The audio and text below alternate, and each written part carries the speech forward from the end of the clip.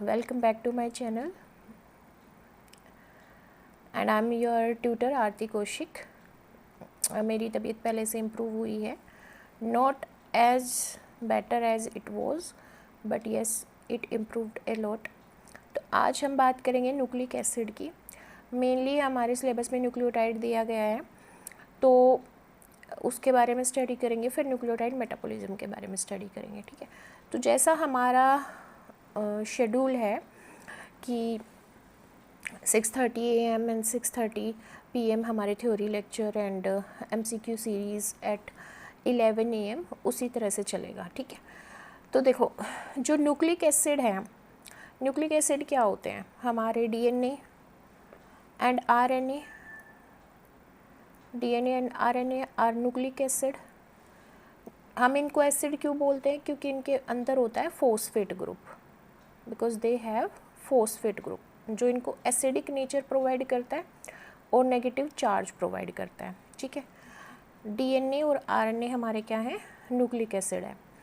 RNA हमारा virus के अंदर जेनेटिक मटेरियल का काम करता है, मोस्टली प्लांट वायरस, मोस्टली हमारे जो बैक्टीरिया को इन्फेक्ट करेंगे, इन्फेक्शन कोज करेंगे, जैसे बैक्टीरियोफेज में हमारे RNA virus as a genetic material present होते हैं। बट जितने भी एनिमल वायरस होते हैं, ऐसा नहीं कि almost all animal virus, but maximum animal virus के अंदर DNA as a genetic material present होता है और मोस्टली जितने भी लिविंग ऑर्गेनिज्म है उनमें DNA as a genetic material है। उसका रीज़न भी समझेंगे कि ऐसा क्यों होता है। ठीक है, 12th में भी हम पढ़ते हैं ऐसा क्यों होता है। ठीक है, तो कैसे पता चला हमें कि भाई न्यूक्लिक एसिड कुछ होता है, कि RNA DNA कुछ होता है? तो सबसे पहले एक साइंटिस्ट थे फ्रेडरिक मिशर। ठीक है, उन्होंने पस सेल यूज़ की थी, मतलब सर्जिकल बैंडेज नहीं होती जो हमारे घाव पे जिससे हम मरहम लगाते हैं, तो उस सर्जिकल बैंडेज जो हॉस्पिटल वाले फेंक देते हैं, उस डिस्कार्टेड सर्जिकल बैंडेज से उन्होंने पस सेल को लिया, किसने? फ्रेडरिक मिशर ने, और उसको स्टडी किया। ठीक है, और उसमें उनको मिला न्यूक्लिक एसिड, जिसको उन्होंने नाम दिया न्यूक्लिन। तो न्यूक्लिक एसिड को सबसे पहले स्टडी भी किसने किया? फ्रेडरिक मिशर ने, और उसको नाम न्यूक्लिन भी किसने दिया? फ्रेडरिक मिशर ने। ठीक है, फिर बाद में और स्टडी की गई और साइंटिस्ट आए, उन्होंने स्टडी की, तो न्यूक्लिन ये पाया गया कि जो न्यूक्लिन है वो बेसिक प्रोटीन और फॉस्फोरस कंटेनिंग ऑर्गेनिक एसिड का मिक्सचर है। ठीक है, मतलब ये एक मिक्सचर है न्यूक्लिन जिसमें बेसिक प्रोटीन है। बेसिक प्रोटीन क्या हो सकते हैं? हिस्टोन प्रोटीन बेसिक प्रोटीन है क्योंकि इसके अंदर बेसिक अमाइनो एसिड है, लाइसिन, आर्जिनिन। ठीक है, तो ये बेसिक है, पॉजिटिव चार्ज कंटेनिंग हमारा प्रोटीन है। और एक फॉस्फोरस कंटेनिंग ऑर्गेनिक एसिड है जिसको हम DNA कह सकते हैं। ठीक है, या RNA कह सकते हैं। ठीक है, क्योंकि उसके अंदर फॉस्फोरस ग्रुप है जो उसको क्या कर रहा है? एसिडिक नेचर प्रोवाइड कर रहा है और नेगेटिव चार्ज दे रहा है। तो ये बाद में स्टडीज़ से पता चला कि न्यूक्लिक एसिड के अंदर दो चीज़ें होती हैं, बेसिक प्रोटीन यानी कि हिस्टोन प्रोटीन एंड एक फॉस्फोरस कंटेनिंग ऑर्गेनिक एसिड यानी कि DNA एंड RNA। ठीक है, तो इससे हमें क्या क्लियर हो गया? ये क्लियर हो गया कि न्यूक्लिक एसिड दो टाइप के होते हैं, DNA एंड RNA। ठीक है, अब देखो जो न्यूक्लिक एसिड है, मैंने बात की कि DNA होता है, RNA होता है। अब DNA RNA एक पॉलीमर होता है। क्या होता है? ये एक पॉलीमर होता है। पॉलीमर मतलब बहुत सारी छोटी छोटी यूनिट जुड़ के एक चेन लाइक स्ट्रक्चर बना देंगी। पॉली मीन्स मैनी, मर्स मतलब छोटी छोटी यूनिट, मर्स यूनिट। ठीक है, तो छोटी छोटी मोनोमेरिक यूनिट जुड़ के एक चेन बना रही है। तो DNA की चेन बनेगी या RNA की चेन बनेगी, तो उस चेन को बनाने के लिए जो यूनिट यूज़ होंगी उन यूनिट्स को क्या बोला जाता है? न्यूक्लियोटाइड्स बोला जाता है। ठीक है, तो हम समझ रहे हैं कि DNA की क्या यूनिट होंगी, RNA की क्या यूनिट होंगी, इन यूनिट को क्या बोला जाता है? न्यूक्लियोटाइड्स। ठीक है, तो न्यूक्लिक एसिड क्या है? पॉलीमर्स है। The monomeric unit of nucleic acid, monomeric unit क्या? ये एक मोनोमेरिक यूनिट है, फिर जुड़ गई, फिर मोनोमेरिक यूनिट, फिर मोनोमेरिक यूनिट, इस तरह से। तो ये जो है ये क्या है? न्यूक्लियोटाइड्स। तो ये जो मोनोमेरिक यूनिट है न्यूक्लिक एसिड की, उनको क्या बोला जाता है? न्यूक्लियोटाइड्स। इसीलिए न्यूक्लिक एसिड को क्या बोला जाता है? पॉलीन्यूक्लियोटाइड, क्योंकि बहुत सारी न्यूक्लियोटाइड यूनिट यहाँ पे जुड़ी होती हैं। अब जो न्यूक्लियोटाइड होते हैं उनके बारे में समझेंगे कि न्यूक्लियोटाइड होते क्या है।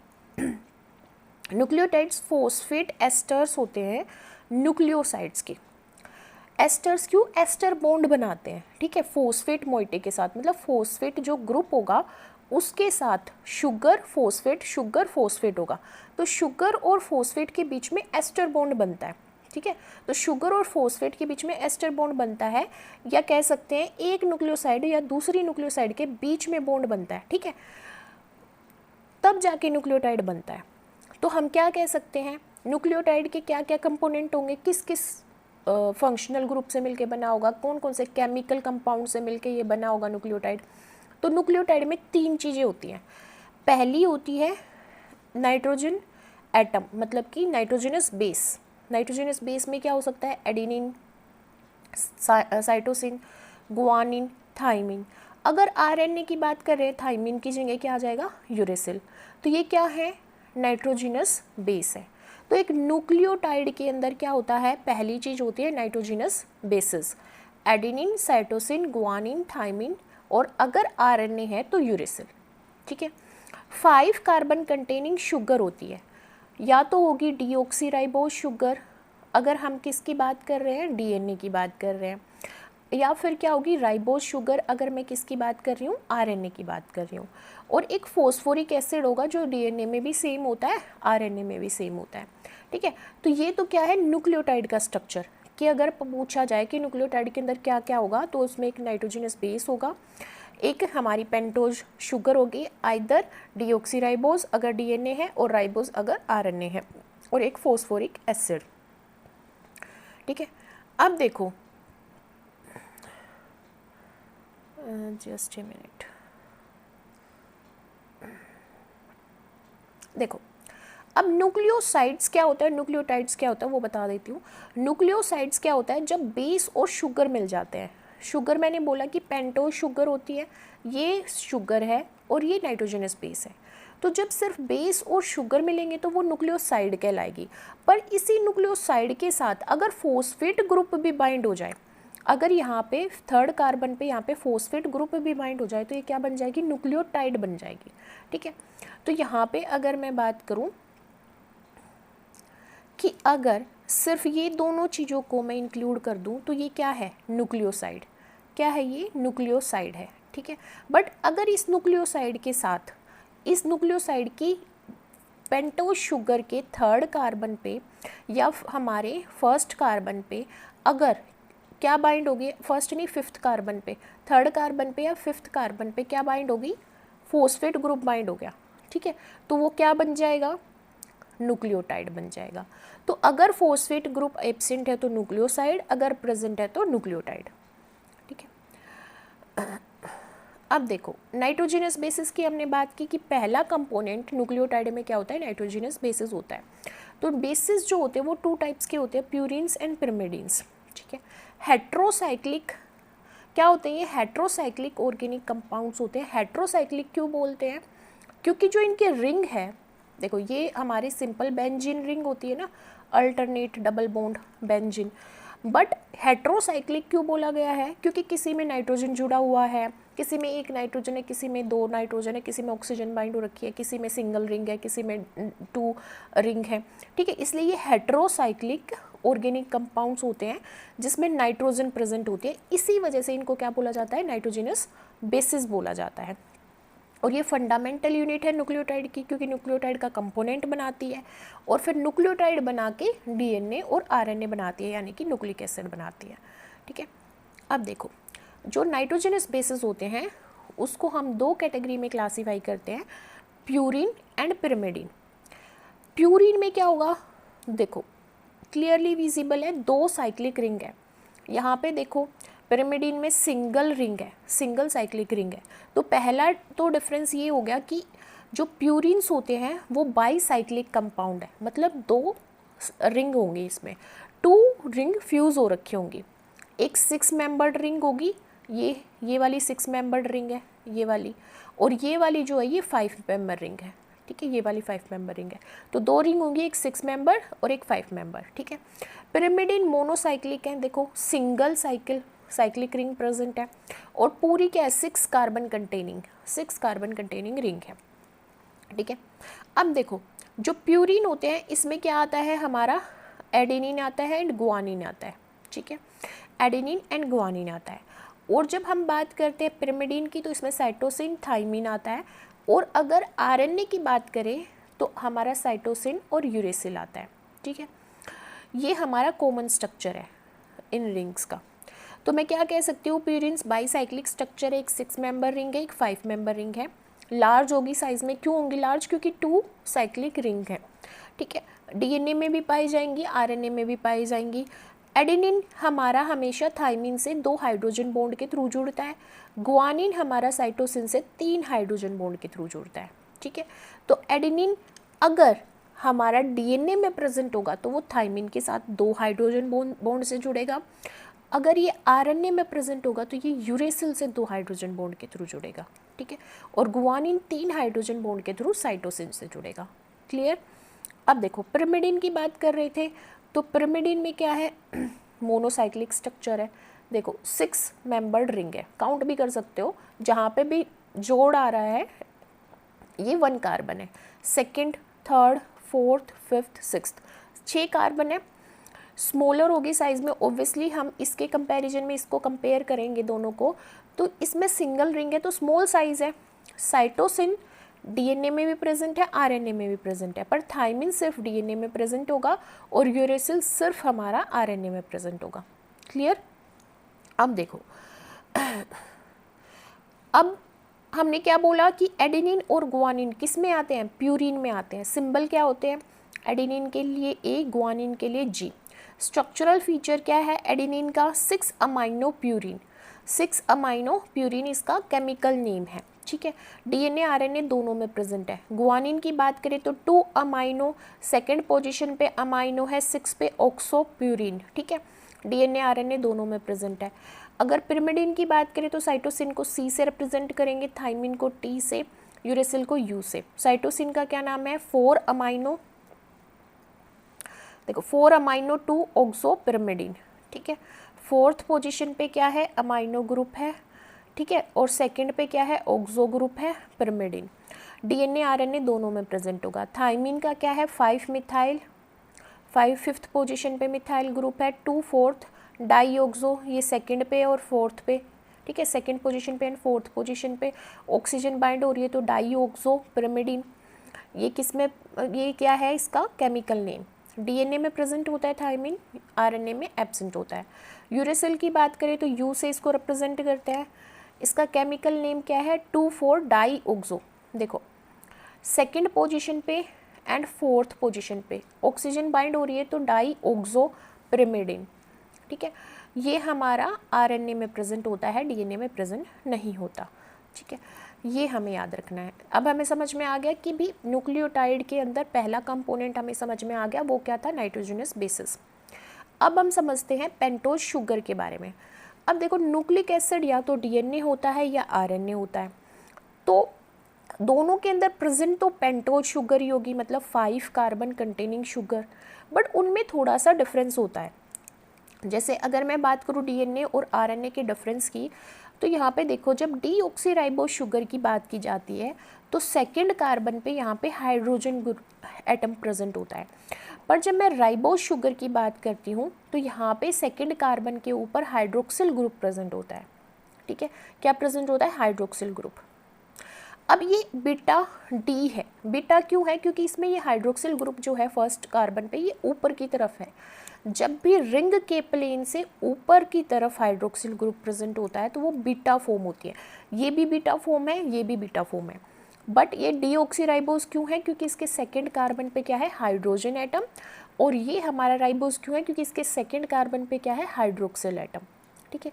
इसी वजह से बहुत सारे ऑर्गेनिज्म के अंदर DNA as a genetic material होता है, आरएनए नहीं होता, क्योंकि यहाँ पे वो ऑक्सीजन का और हाइड्रोजन का बॉन्ड को तोड़ना इजी होता है, क्योंकि ऑक्सीजन के पास काफ़ी लोन पेयर ऑफ इलेक्ट्रॉन होते हैं, जिसकी वजह से ये हमारे इलेक्ट्रोपॉजिटिव एटम्स को अपनी तरफ अट्रैक्ट करता है, यहाँ से बॉन्ड तोड़ के दूसरे एटम्स के साथ बॉन्ड बनाने की कोशिश करता है। तो यहाँ पे म्यूटेशन होने के चांसेस बहुत ज़्यादा होते हैं, ठीक है। इसीलिए ये इनस्टेबल हमारा मॉलिक्यूल होता है आरएनए। इसी वजह से थ्रू इवोल्यूशन ये नहीं चूज़ किया गया कि आरएनए जेनेटिक मटेरियल हो, डीएनए को एज अ जेनेटिक मटेरियल माना गया है, ठीक है। अब केमिकल फॉर्मूला दोनों का क्या होगा, सेम नहीं। यहाँ पे ऑक्सीजन 4 होंगी, यहाँ पे 5, क्योंकि यहाँ पे एक एक्स्ट्रा ऑक्सीजन प्रेजेंट है सेकेंड कार्बन के ऊपर। तो हमारा डीऑक्सीराइबोज का क्या फॉर्मूला होगा, C5H10O4, और यहाँ पे राइबोज का क्या होगा, C5H10O5, ठीक है। ये भी पेंटोज शुगर है, 5 कार्बन कंटेन कर रही है। बीटा कॉन्फ़िगरेशन है, फर्स्ट कार्बन एनोमेरिक कार्बन है जिसपे हाइड्रोजन और हाइड्रोक्सिल ग्रुप प्रेजेंट है। हाइड्रोक्सिल ग्रुप जो है रिंग से ऊपर की तरफ है, इसलिए बीटा फॉर्म है, ये डीएनए में पाई जाती है। इसके सेकंड कार्बन पे हाइड्रोक्सिल ग्रुप ना प्रेजेंट होकर हाइड्रोजन ग्रुप प्रेजेंट होता है, ये इसके फीचर हैं। राइबोज की बात करें तो ये भी 5 कार्बन कंटेनिंग रिंग है। फर्स्ट कार्बन एनोमेरिक कार्बन है जिसपे हाइड्रोक्सिल ग्रुप रिंग से ऊपर प्रेजेंट है, इसलिए बीटा फॉर्म है, ठीक है। इसके सेकंड कार्बन पे हाइड्रोक्सिल ग्रुप प्रेजेंट है और ये आरएनए में पाया जाता है, ठीक है। तो डीऑक्सी मींस कि हाइड्रोक्सिल ग्रुप एब्सेंट है, ऑक्सीजन एब्सेंट है, ऐसे याद रख सकते हो। डीऑक्सी मतलब ऑक्सी मीन्स ऑक्सीजन, ठीक है। डीऑक्सी मतलब ऑक्सीजन एब्सेंट है। राइबोज उसका रिवर्स याद रखना कि हाइड्रोक्सिल ग्रुप प्रेजेंट है सेकेंड पोजिशन पे, ठीक है। अब कंपैरिजन वही सेम चीज़ है कि दोनों के अंदर 5 कार्बन रिंग है, एक में हाइड्रोजन प्रेजेंट है, एक में हाइड्रोजन एब्सेंट है। फॉर्मूला C5H10O4 C5H10O5, ठीक है। ये डीएनए में प्रेजेंट, आरएनए में इसको डीऑक्सीराइबोज बोलते हैं, इसको राइबोज। देखो न्यूक्लियोसाइड्स क्या होती हैं, न्यूक्लियोसाइड्स फॉर्म होती है जब नाइट्रोजनस बेस पेंटोज शुगर के साथ क्या करता है, लिंक करता है। पेंटोज शुगर क्या हो सकती है, ribose in case of RNA and deoxyribose in case of DNA, ठीक है। Deoxyribose in case of DNA, ribose in case of RNA. तो जब हमारी पेंटोज शुगर के साथ नाइट्रोजनस बेस या तो एडेनिन है, ग्वानिन है, साइटोसिन है, थाइमिन है, यूरेसिल है, ये बॉन्ड बनाएंगे ग्लाइकोसाइडिक बॉन्ड, तो उसको क्या बोला जाएगा, हमारा एन बीटा ग्लाइकोसाइडिक बॉन्ड बनाएंगे, जिसको हम क्या बोलेंगे, न्यूक्लियोसाइड बोलेंगे। देखो न्यूक्लियोसाइड क्या होता है, न्यूक्लियोसाइड में एक नाइट्रोजनस बेस होता है। वो नाइट्रोजनस बेस को नाइट्रोजनस बेस इस वजह से बोला जाता है क्योंकि उनकी रिंग के अंदर नाइट्रोजन प्रेजेंट होती है, अमाइनो ग्रुप प्रेजेंट होता है। अब ये जो बेस है ये पेंटोज शुगर के फर्स्ट कार्बन के साथ, हमेशा फर्स्ट कार्बन के साथ बीटा एन ग्लाइकोसाइडिक बॉन्ड बनाएगा। बीटा क्यों बोला गया है, क्योंकि पीछे हमने देखा कि जो हमारी शुगर है वो बीटा फॉर्म में प्रेजेंट है, क्योंकि जो हाइड्रोक्सिल ग्रुप है फर्स्ट कार्बन पे, एनोमेरिक कार्बन पे, वो रिंग के ऊपर प्रेजेंट है, इस वजह से वो बीटा फॉर्म है। अब यहाँ पे नाइट्रोजनस बेस के अंदर नाइट्रोजन है, नाइट्रोजन के थ्रू वो हमारा शुगर के साथ बॉन्ड बना रहा है, इसलिए बीटा एन ग्लाइकोसाइडिक बॉन्ड बन रहा है, ठीक है। अब देखो एक चीज़ क्या ध्यान रखनी है कि एडेनिन एंड ग्वानिन की अगर बात की जा रही है, यानी कि प्यूरिन की बात की जा रही है, तो चूँकि ये हेट्रोसाइक्लिक हमारी बाईसाइक्लिक या डाईसाइक्लिक स्ट्रक्चर है, जिसके अंदर 2 साइक्लिक रिंग प्रेजेंट है, एक हमारी 6 कार्बन कंटेनिंग रिंग और एक हमारी 5 कार्बन कंटेनिंग रिंग। तो इनके अंदर जो 9th पोजीशन पे नाइट्रोजन है वो हमारी शुगर के फर्स्ट कार्बन के साथ ग्लाइकोसाइडिक बॉन्ड बनाएगी।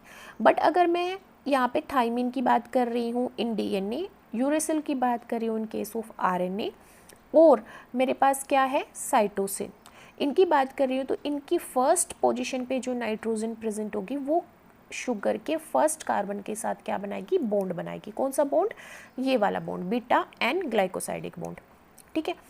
और जब ये शुगर हमारी नाइट्रोजनस बेस के साथ जुड़ जाएगी तो वो क्या बन जाएगा, न्यूक्लियोसाइड बन जाएगा। जैसे यहाँ पे देखो फर्स्ट कैसे ये बॉन्ड बनता है, यहाँ पे NH प्रेजेंट होता है, यहाँ पे क्या प्रेजेंट होता है NH, और यहाँ पे होता है OHH, तो ये H और इसका OH निकल जाता है वाटर की फॉर्म में, और ये नाइट्रोजन डायरेक्टली यहाँ पे शुगर के साथ बॉन्ड बना देती है, जिसको हम एन ग्लाइकोसाइडिक बॉन्ड बोलते हैं, ठीक है। तो हमेशा शुगर का फर्स्ट कार्बन क्या करेगा, ग्लाइकोसाइडिक बॉन्ड बनाएगा, ठीक है। बट हमारी जो रिंग है उनकी अलग अलग नाइट्रोजन बॉन्ड बनाएगी, ठीक है। तो यहाँ पे ये डायग्राम गलत है, ठीक है, यहाँ पे, क्योंकि फर्स्ट कार्बन पे बनेगा ये बॉन्ड, ठीक है। अब देखो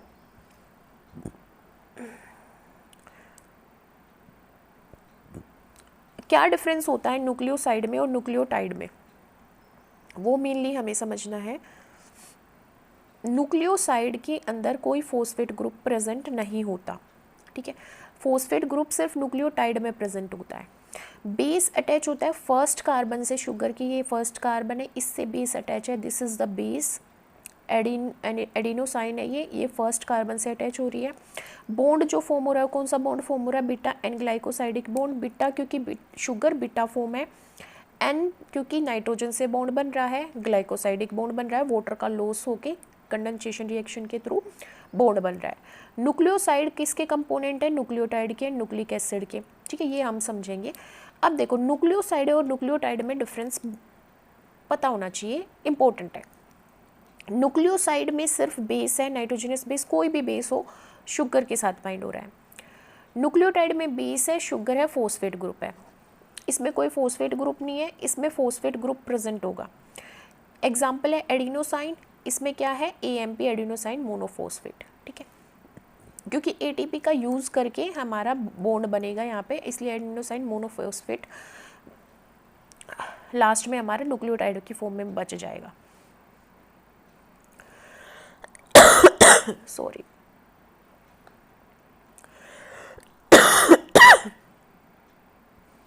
नेक्स्ट न्यूक्लियोटाइड। देखो न्यूक्लियोटाइड क्या है, हमने बोला कि मोनोमेरिक फॉर्म होती है ये। किसकी मोनोमेरिक फॉर्म होती है, DNA RNA की, न्यूक्लिक एसिड की। तो nucleotides are building blocks of nucleic acid यानी DNA एंड RNA। न्यूक्लियोटाइड के अंदर एक नाइट्रोजनस बेस है, एक पेंटोज शुगर है एंड एक फॉस्फेट ग्रुप है, ठीक है, एक फॉस्फेट ग्रुप है।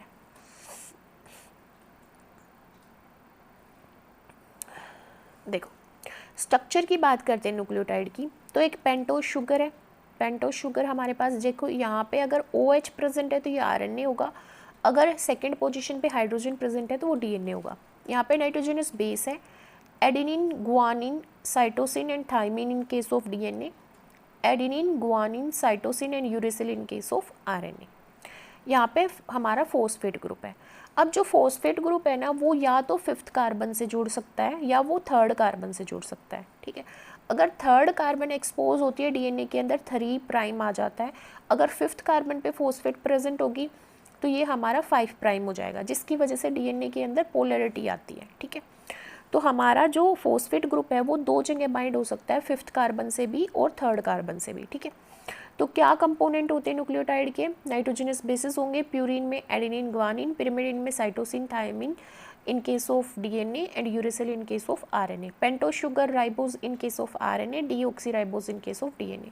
फॉस्फेट ग्रुप जो फिफ्थ कार्बन से अटैच होगी फॉस्फोडाइएस्टर बॉन्ड के थ्रू, जैसे शुगर किससे कौन से बॉन्ड बना रही थी, ग्लाइकोसाइडिक बॉन्ड। देखो प्यूरिन न्यूक्लियोटाइड बन रहा है। अब फर्स्ट कार्बन से तो हमने देखा था कि नाइट्रोजनस बेस अटैच हो रहा है, ये 9th पोजीशन है, ये 9th नाइट्रोजन है और पेंटोज शुगर के फर्स्ट कार्बन से जुड़ी हुई है। ये बॉन्ड जो है ग्लाइकोसाइडिक बॉन्ड है दोनों के अंदर, ठीक है। अब ये जो जिससे ये बाइंड हो रही है फॉस्फेट, वो कौन सा कार्बन है, हमारा फिफ्थ कार्बन है।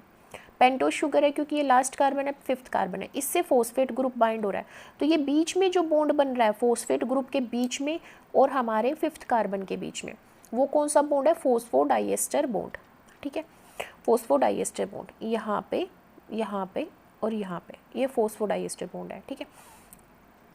अब ये फर्स्ट नाइट्रोजन है, यहाँ पे ये फर्स्ट नाइट्रोजन बॉन्ड बनाएगी यहाँ पे फर्स्ट कार्बन के साथ, यहाँ पे आएगा ये बॉन्ड, ठीक है, या यहाँ पे आएगा फर्स्ट कार्बन के साथ, और ये हमारा यहाँ पे क्या बन रहा है, फॉस्फोडाइएस्टर बॉन्ड बन रहा है, ठीक है। तो न्यूक्लियोटाइड एस्टर होते हैं, किसके एस्टर होते हैं, फॉस्फोरिक एसिड के। फॉस्फेट ग्रुप लिंक होता है फिफ्थ कार्बन से पेंटोज शुगर के, और नाइट्रोजन बेस जो है वो फर्स्ट कार्बन से अटैच होता है बीटा एन ग्लाइकोसाइडिक बॉन्ड के थ्रू। न्यूक्लियोटाइड्स मोनोमर यूनिट बनाते हैं न्यूक्लिक एसिड के। They exist in cell as free nucleotide, ATP, GTP, CTP, UTP की फॉर्म में प्रेजेंट होते हैं, एंड डीऑक्सी न्यूक्लियोटाइड की फॉर्म में, deoxy ATP, deoxy GTP, deoxy CTP, deoxy TTP इस फॉर्म में प्रेजेंट होते हैं, ठीक है। पर इनको एक्टिवेट करवाया जाता है ATP की प्रेजेंस में, और जब जाके ये बाइंड करते हैं। तो अगर एक फॉस्फेट प्रेजेंट है तो हम उसको मोनोफॉस्फेट बोल देते हैं, बेस है, शुगर है, मोनोफॉस्फेट है, तो AMP GMP। अगर उसमें मोर देन वन फॉस्फेट है, 3 प्रेजेंट है, तो हम क्या बोल देंगे, ड्राई ट्राई ये बोल देंगे, ठीक है। अब देखो न्यूक्लियोटाइड में ATP adenosine triphosphate energy currency of the cell, GTP guanosine triphosphate energy transfer करने का काम करता है, प्रोटीन सिंथेसिस का रोल प्ले करता है। साइक्लिक AMP की बात करें तो सेकेंडरी मैसेंजर का काम करता है सेल सिग्नलिंग के टाइम पे। NAD पॉजिटिव की बात करें, निकोटीनामाइड एडिनोसाइन डाइन्यूक्लियोटाइड कोएंजाइम का की तरह एक्ट करता है रिडॉक्स रिएक्शन में। और बहुत बार जैसे हम फोटोसिंथेसिस जब पढ़ेंगे या फिर हम क्रैब साइकिल पढ़ते हैं, हम ग्लाइकोलाइसिस साइकिल पढ़ते हैं, उस टाइम पे भी हमारा ये क्या होता है, NAD पॉजिटिव NADH में कन्वर्ट होता है, तो ये बीच में इंटरमीडिएट मोलिक्यूल की तरह एक्ट करता है। FAD भी FADH2 बनाता है, ठीक है। तो ये भी क्या करता है, कोएंजाइम की तरह एक्ट करता है जब रिडॉक्स रिएक्शन हो रही हो। रिडॉक्स मतलब ऐसी रिएक्शन जहाँ पे रिडक्शन भी हो रहा है किसी कंपाउंड का और ऑक्सीडेशन भी हो रहा है। तो ये तो एनर्जी करेंसी है, ये एनर्जी ट्रांसफ़र का काम कर रहा है, ये हमारा सेकेंडरी मैसेंजर है, और ये दोनों क्या है, कोएंजाइम है जो रिडॉक्स रिएक्शन में यूज़ होते हैं, मतलब इंटरमीडिएट एनर्जी मॉलिक्यूल की फॉर्म में ये यूज़ होते हैं। तो क्लियर हो गया कि न्यूक्लियोसाइड में बेस और शुगर प्रेजेंट होगी, फॉस्फेट ग्रुप एब्सेंट होगा, एग्जाम्पल एडिनोसाइन गुआनोसाइन, और यहाँ पे बेस शुगर और फॉस्फेट तीनों प्रेजेंट होती हैं, और ये हमारा AMP GMP ATP ये सब न्यूक्लियोटाइड है।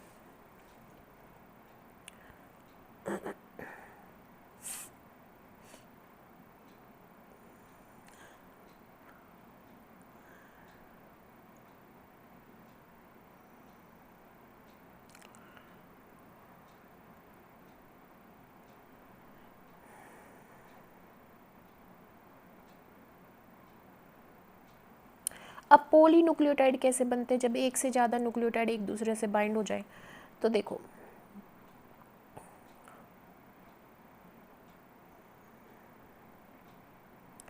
अब यहाँ पे देखो, पहले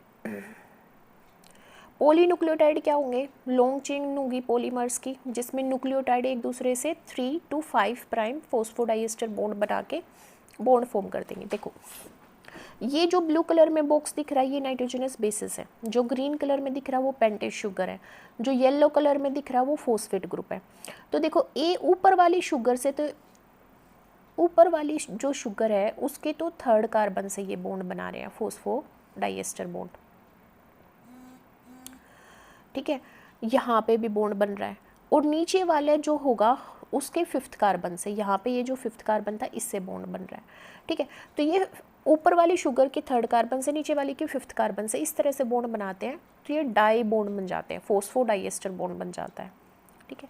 तो जो पॉलीन्यूक्लियोटाइड होता है उसका हाई मोलिकुलर वेट होगा, ऑब्वियसली हाई मोलिकुलर वेट होगा, क्यों होगा, क्योंकि इसमें एक से ज़्यादा हमारे न्यूक्लियोटाइड जुड़े हुए हैं। अनब्रांच्ड चेन होती है, लीनियर चेन होती है, they form the structural backbone बनाती है न्यूक्लिक एसिड की, जिसकी वजह से एक स्ट्रैंड तैयार होता है हमारा इधर DNA का या फिर हमारा RNA का, ठीक है। अब देखो इसमें पेंटोज शुगर है हमारी, यहाँ पे नाइट्रोजनस बेसिस है, ये फॉस्फेट ग्रुप है, और यहाँ पे बीच में जो ये बॉन्ड बन रहा है दिस इज फॉस्फोडाइएस्टर बॉन्ड, और ये जो बॉन्ड बन रहा है ये बॉन्ड ये ग्लाइकोसाइडिक बॉन्ड है, ठीक है। क्लियर है। तो एक साइड में 3rd कार्बन से जुड़ेगी, एक साइड में 5th कार्बन से जुड़ेगी और फॉस्फोडाइएस्टर बॉन्ड बना देगी। क्लियर। देखो ये नाइट्रोजनस बेस है, एक ये यहाँ से जुड़ रही हुई है 5th कार्बन से, और एक पे ये हमारी 1st कार्बन से जुड़ी हुई है, फॉस्फोडाइएस्टर बॉन्ड बन गया ये, ठीक है। अब देखो DNA और RNA में क्या डिफरेंस है। DNA में हमारे पास 2 क्या होंगी, 2 पॉलीन्यूक्लियोटाइड स्ट्रैंड्स होंगे, एंटी पैरेलल रन करेंगे। जिसका एक्सपोज होगा फॉस्फेट ग्रुप वो हमारा 5 प्राइम एंड होगा, जिसका एक्सपोज होगा हाइड्रोक्सिल ग्रुप वो 3 प्राइम एंड होगा। ये डबल हेलिक्स फॉर्म करते हैं, एंटी पैरेलल रन करता है, एक 5 प्राइम टू 3 प्राइम रन करता है, एक 3 प्राइम टू 5 प्राइम रन करता है। शुगर कौन सी होती है, डीऑक्सीराइबोज होती है। बेसिस क्या होते हैं, एडेनिन है, देखो गुआनिन है, साइटोसिन है, और हमारा थाइमिन है, ये DNA। RNA में सिंगल हमारा स्ट्रैंडेड स्ट्रक्चर होता है, इसी वजह से इसमें म्यूटेशन ज़्यादा आती हैं, और इसी वजह से बहुत सारे ऑर्गेनिजम्स के अंदर DNA as a genetic material पाया जाता है, RNA नहीं पाया जाता। ये सेकेंडरी स्ट्रक्चर भी फॉर्म कर सकता है, क्यों, क्योंकि ये फोल्ड हो जाएगा, अपने साथ ही बॉन्ड बना लेगा।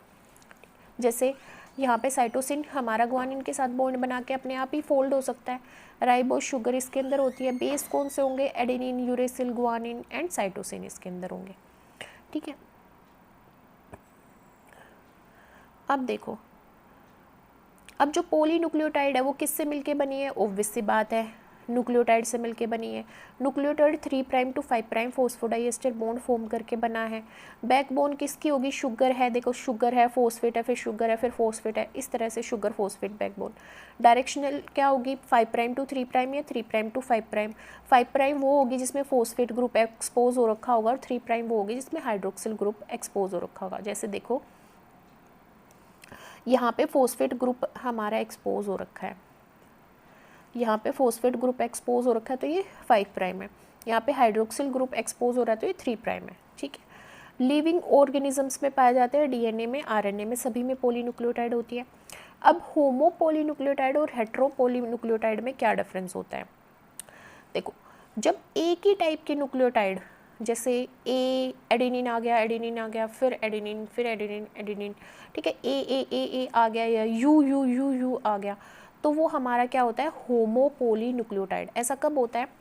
जब हम ट्रांसक्रिप्शन पढ़ेंगे तो हम पढ़ेंगे पॉली एडिनाइलेशन होती है, ठीक है, जिसको हम टेलिंग बोलते हैं, एक कैपिंग होती है। ठीक है, ये मॉडिफिकेशन होती है एमआरएनए की।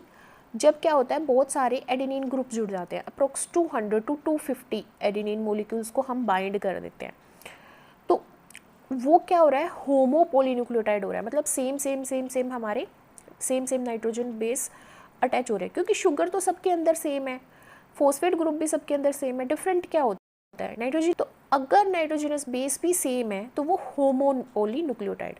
हेट्रो पॉलीन्यूक्लियोटाइड, अगर हमारा नाइट्रोजनस बेस अलग है, जैसे यहाँ पे एडेनिन है, फिर ग्वानिन है, फिर हमारा यहाँ पे यूरेसिल है, तो ये अलग हो गए। यहाँ पे तो एडेनिन चल रहा था, तो ये होमो पॉलीन्यूक्लियोटाइड, ये हमारा हेट्रो पॉलीन्यूक्लियोटाइड। ठीक है, अब देखो, न्यूक्लियोटाइड थे, 3' to 5' फॉस्फोडाइएस्टर बॉन्ड बना के पॉलीन्यूक्लियोटाइड चेन बनाई, जिसकी वजह से न्यूक्लिक एसिड बन गया इधर डीएनए और आरएनए।